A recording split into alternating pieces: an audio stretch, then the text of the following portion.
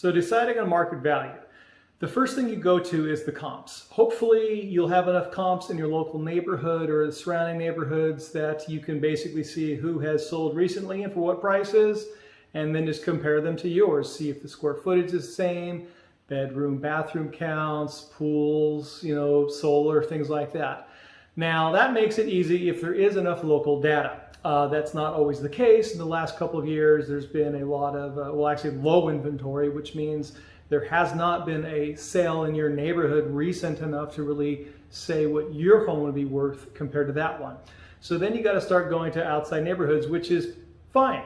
From a seller's perspective, they might go, hey, this neighborhood next door just isn't quite as nice as mine.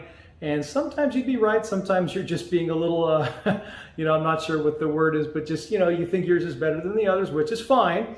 But from a buyer's perspective, they're not just looking at your neighborhood and your neighborhood alone. They're looking at your city or the number of neighborhoods that are around you. And, so when you don't have those comps that are right next door to tell you what your house is worth, you just look from a buyer's perspective. If you were a buyer coming to your area, what houses would you look at? And then you're still trying to stay with stuff that's similar in size, your square footage, your bed and bathrooms. But that's kind of how you can help come up with your value when you don't have those immediate easy comps.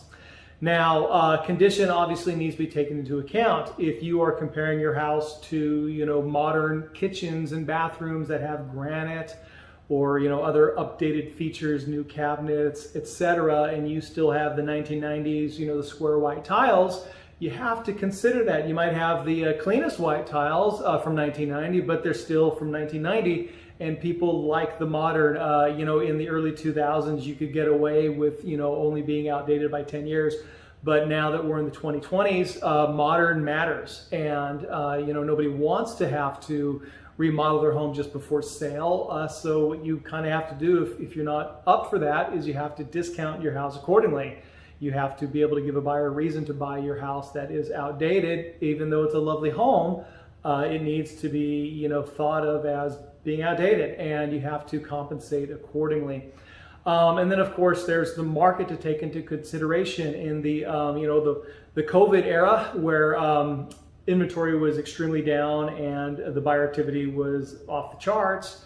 Hey, when you were listing a house, you just looked at what the last guy listed it for and added 50 grand, and then got bid up another 50 grand. Those days are now over, and it's becoming either a normal market, not quite a buyer's market yet. Buyer's market's going to be when they can really make the demands. But at this time, buyers are able to be a lot pickier, a lot choosier about what they want. And also they're able to offer you less money. And, most people are going to be entertaining taking it. If you've priced your house appropriately, then you should be able to get offers that are near enough your asking price that matters. If you still think that your house is worth what those 100 grand overbids were, then you're going to sit for a while. But really, the market matters, especially right now as things are changing.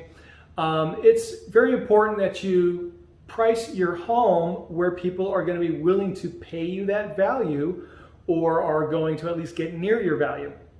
If you ask too much, what's going to happen is you're just going to sit on the market, and then by the time that you make your huge price reduction, then buyers, they smell blood in the water, and they think that they can take that price reduction even further, where it should have just been built in at the get-go.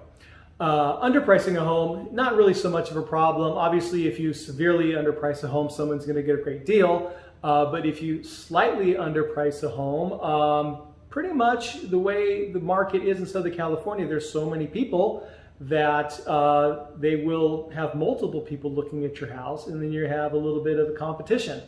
Obviously, market value is best. In a market that is deteriorating, you actually want to price yourself better than the competition.